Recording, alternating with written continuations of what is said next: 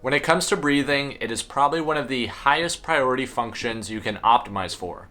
With the average person taking upwards of 26,000 breaths per day, there's no reason not to upgrade your baseline. Although a lot of this happens unconsciously, we can alter our breathing mechanics by bringing conscious awareness into it. So in today's video, I'm going to break down 2 different breathing techniques and teach you why every breath isn't created equal. The first type of breathing is expansive breathing. When it comes to expansive breathing, it is something that is definitely useful, but useful in a certain context. It's not a state of breathing that we want to consistently find ourselves in.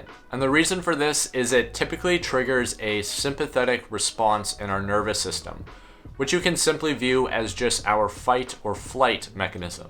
This is the mechanism that saved us from lions and tigers and helped us hunt woolly mammoths, but isn't something that necessarily serves us on a day-to-day basis all the time. So expansive breathing is typically seen or done by breathing primarily into the rib cage.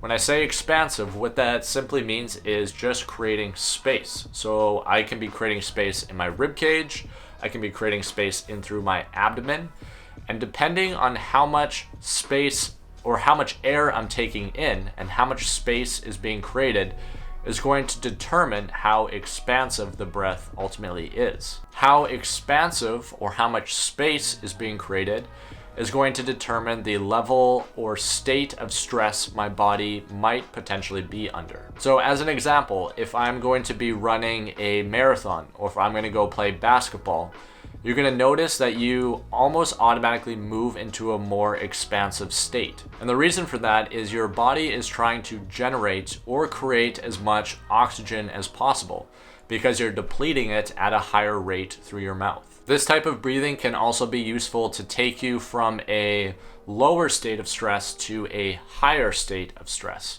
Someone who is quite notable in that world would be Wim Hof, as an example. I got peace was in these breathing exercises. Swimming outside in the cold. The cold is merciless, but righteous as well. This isn't necessarily going to be a video on the Wim Hof method, but that certainly is an example of consciously breathing to create this expansive state and get you more into that sympathetic response. And if you've ever done the Wim Hof method, you can certainly notice a difference just in terms of your acuity of awareness coming out of it. And that is because you're simply tapping into this different state of breathing. And you can do this consciously. You can do this at any time. You can just start going almost through this kind of hyperventilation type of breathing method. It's not something I would necessarily encourage you do all the time, as that can lead to certain types of issues down the road. As well as if your breathing mechanics aren't on point to start with, you can actually just create more problems than what you are trying to accomplish. The issues with expansive breathing is when we find ourselves doing this all the time.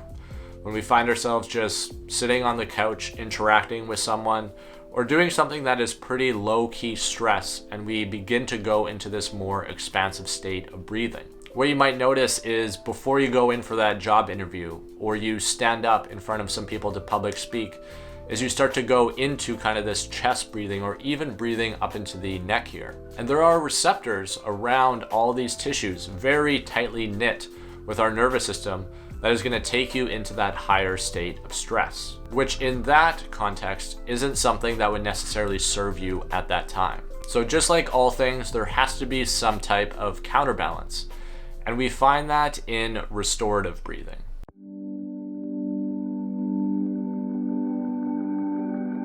Now you can view restorative breathing as almost the opposite to expansive breathing, in the sense that it is going to be very subtle. You shouldn't be able to almost see any type of air coming in.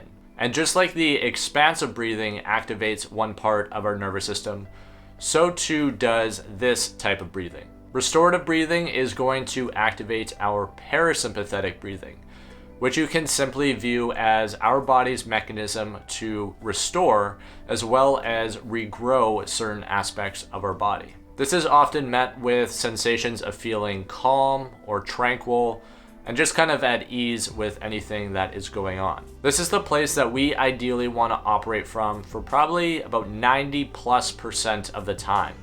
I'd say for a very small window would we be operating in a expansive or sympathetic state. For the most part, you should be finding yourself more in this style of breathing. And what this is going to look like visually is us breathing solely through our nose. There's going to be no type of breathing through the mouth here at all. And you are going to be primarily breathing through your abdomen. I would say in terms of a relationship between abdomen to rib cage, you're probably looking at about a 2/3 to 1/3 relationship. Meaning that for a lot of the air that I'm taking in, this is going to be going expansively into my abdomen. So I'm going to be trying to expand this out almost kind of in like a 3-dimensional way. And then the remaining 1/3 of my breath might finish in my rib cage. But the idea here is we don't want to be hanging on to any of that air. We just want to kind of feel the air come in, and then we just want to let that air go. So what we can do to train this type of breathing is by simply just sitting down, or we can come onto our back on the floor and simply just cupping just either side of our abdomen. And all we want to try to do here is favor breathing into our sides, into our belly, and then maybe into our back a little bit. And remember that 2/3, 1/3 relationship. So about 2/3 of my breath is going to go into my hands, kind of feeling that expand out, with the remaining 1/3 going into my rib cage, and then I'm just going to let that air go. I'm trying to not hang on to any of it. I'm simply just feeling the sensation of that air coming in and then letting it go. And if you practice this, even 10 to 15 repetitions, and you just go through it in a very calm way, you don't have to be overly aggressive about it, you are certainly going to notice a difference just in terms of your overall state from when you started versus when you finish that exercise. And this is what I mean by bringing conscious awareness into the breathing. Because by practicing this, we now have the utility of this exercise to pull from almost in any scenario that we would find ourselves dealing with on a day-to-day basis. So whether that be going into a job interview, jumping up to public speak, or sitting down in front of this camera, which seems to never get easier, I try to go through just a few conscious breaths, even 10 to 15 of them, just to bring myself more into that calm state. So when it comes to breathing, there is a time and a place to be expansive. There's also a time and a place to be restorative. One isn't better at the other, they're just different, and it all depends on the context of what it is that you're trying to accomplish. And like many things in life, we shouldn't become dependent or only put ourselves into one box. We should be adaptable and malleable, kind of interweaving between different avenues until we ultimately arrive at what is viable. If you enjoyed today's video, then don't be afraid to throw it a like, as well as subscribe to the channel for more content around movement-based practices, such as what we went over today, but also different mindset practices where we try to kind of link those two systems together with a sole intent of ultimately getting ourselves to a place of self-mastery. If that's something you're into, then I hope to see you around in future content. And as always, make sure you are prioritizing and then you are optimizing for you. I will catch you in the next one. Peace.